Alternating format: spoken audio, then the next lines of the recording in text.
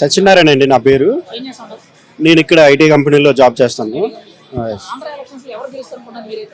అంటే ఈసారి చూసుకుంటే చంద్రబాబు నాయుడు వచ్చే అవకాశాలు ఉన్నాయండి. అవకాశాలు ఎందుకు ఉన్నాయంటే గత 5 ఏళ్ల కింద ఎలా ఉండేది ఇప్పుడు కూడా అలాగే ఉంది. సో మార్పు అనేది ఏమి లేదు కాబట్టి జనాల దృష్టిలో కూడా ఎవరికి గెలిపించుకోవాలి ఏంటనేది అవగాహన అందరూ చదువుకున్న వాళ్ళు ఉన్నారు ఇప్పుడు ఎక్కువ. 5 ఏళ్ళ తర్వాత కూడా ఇప్పుడు చదువుకున్న పెరుగుతారు కదా. సో దాన్ని బట్టి కూడా మనం చెప్పగలం. మా డెవలప్మెంట్ అయినా సరే, ఒక రైతు అయినా సరే, ఒక రోడ్డు అయినా సరే, ఏది కూడా సౌకర్యం లేదు. ఎక్కడ అలాగా అయిపోయింది అక్కడే ఉంది. ఏ చెయ్యవుతాండి, కాలువుతాండి, ఇవి ఎవరికి కావాలండి? సో వీటి వల్ల కాదు కదా. ఎవరైనా ఇంటికి ఒక ఉపాధి కల్పిస్తే ఆ ఉపాధిని వాళ్ళే ఆ ఇంటిని కొంచెం నడిపించుకుంటారు. అభివృద్ధి అనేది ఓన్లీ సంక్షేమ పథకాలు మాత్రం ఫస్ట్ ప్రొవైడ్ చేస్తున్నారు.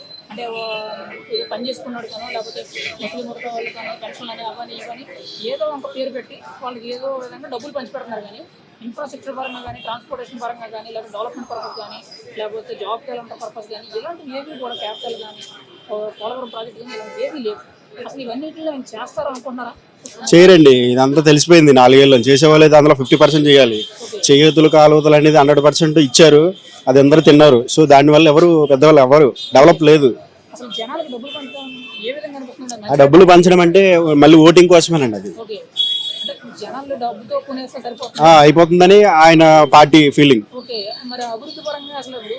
ఒక మనిషికి బేసిక్ నీడ్స్ అనేవి బతకడానికి ఒక ఇల్లు, ఉండడానికి, చేసుకోవడానికి ఒక పని, ఉండడానికి ఒక ఇల్లు అని కానీ, రోడ్లు అని, తర్వాత డ్రైనేజీలు అని, వాటర్ ఫెసిలిటీ, ఎలక్ట్రిసిటీ ఫెసిలిటీ, ఇవి కదా మేజర్గా మనకు కావాల్సింది.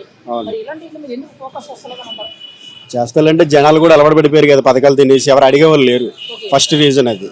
సో డబ్బులు తింటారు కాబట్టి అడిగలేదు. ఎవరైనా అడిగారంటే వాళ్ళు తీసుకెళ్లి బొక్కలో పెట్టేస్తారు. అంటే ఈ లోకం పాలించే నాయకుల మీద, లేకపోతే ప్రజల్లో అవగాహన లేకపోవడం వల్ల? ప్రజల్లో అవగాహన కొంతమందికి ఉంది. కొంతమంది ఉండే సరే వాళ్ళు తొక్కేస్తున్నారు. మాట్లాడినా వాళ్ళు కేసు అని అదని వెళ్ళిపోతున్నారు. రౌడీ తయారవుతుంది ఇప్పుడు. అది 100% జెన్యుల్. అది అక్కడ నిజాలు సార్. మీరే వెళ్తున్నారు కదా, అక్కడికక్కడ లైవ్ తీసుకుంటున్నారు కదా. జెన్యుల్ గా చెప్పింది అది. ఎవరు ఫేక్ చేయరు కదా.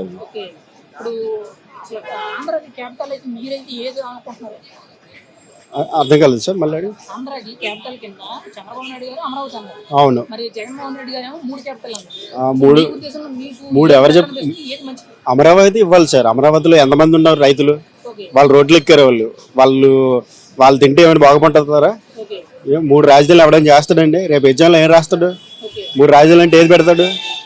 ఆ మాత్రం కూడా ఛాన్స్ లేదా వాడికి?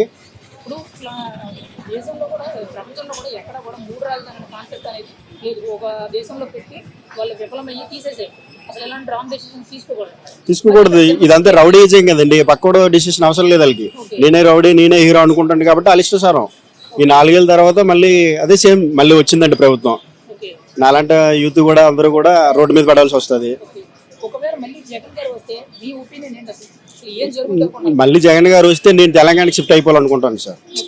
రేషన్ కార్డు కూడా ఇక్కడ అప్లై చేసుకుంటాను. ఇక్కడే ఉంటా. 12 ఫ్యామిలీ షిఫ్టింగ్. ఆధార్ కార్డు అన్ని ఇక్కడే తెలంగాణ పెట్టుకుంటా. అక్కడే ఉంటాం సార్. జెన్యున్గా ఉంటాం. మా పథకాలు మేము పోరాడతాం. ఆయన మాట ఇచ్చారు కాబట్టి. డెవలప్మెంట్ గురించి ఆలోచించే ఒక పెద్ద ఆయన. గత 30 ఏళ్ళు 40 ఏళ్ళు ఎక్స్పీరియన్స్ అయిన. పథకాలు ఇవ్వలేకపోవచ్చు కానీ డెవలప్మెంట్ గురించి ఆలోచిస్తారు కాబట్టి. సో 100% జరుగుద్ది. మా నమ్మకం అది. చేస్తారు. ఓవరాల్గా వస్తాయండి. రావాలి. ఒక 100 పైన వస్తాయండి. అంచనా వస్తాయి అనుకుంటాను. బలంగా ఉందని మనం చెప్పలేము. బలంగానే ఉందని వాళ్ళు అనుకుంటున్నారు. అది 100% కాదు. వాళ్ళు చేసిన పథకాలు బట్టి వచ్చేస్తాయి అనుకుంటున్నారు కానీ అది 100% కాదు. చూస్తారు రిజల్ట్ బట్టి వాళ్ళే చూస్తారు. మేమైతే అనుకుంటాం. ఎవరికి ఎక్కువ బెనిఫిట్ అవుతుంది అనుకున్నారు మీరైతే?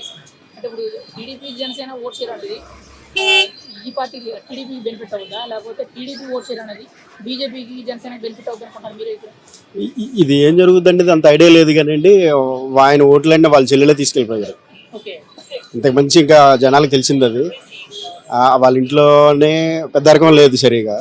సో రాజ్యాంగాన్ని ఈ రాష్ట్రాన్ని పరిపాలిస్తారని ఎవరు నమ్ముతారు? ఓకే. ఇప్పుడు వాళ్ళిద్దరు అమ్మ చెల్లెలు ఒకటే ఇదంతా నాటకాలు అనేది కొంతమంది చెప్తున్నారు, కొంతమంది ఇద్దరు విడిపోయారు, వేరు వేరు అని అంటున్నారు. మీ ఒపీనియన్లో వాళ్ళిద్దరు ఏమంటారు అది వారి పర్సనల్ అండి, మనకి తెలిసి తెలియంది మనం మార్కెట్లో చెప్పలేము. అది మాట్లాడుతున్నారు? జనువులకి అదేనండి, మార్కెట్లో ఏదో ఉంది, అది మన స్పెసిఫిక్గా మనం ప్రత్యేకించి చెప్పకూడదు, చెప్పలేము కూడా, వాళ్ళ పర్సనల్ అది. ఓకే. ఇప్పుడు జగన్ గారి ఓట్లలో అయితే తగ్గేసేపు అయితే ఖచ్చితంగా షర్మిల ఆ, గారు ఉంటారన్నారు. కష్టం అది. ఈసారి అయితే మీరైతే ఎవరు ఛాన్సెస్ అనుకుంటున్నారు? చెప్తాను కదా సార్, చంద్రబాబు నాయుడు 100%. 100% 100% ఖచ్చితంగా. ఖచ్చితంగా.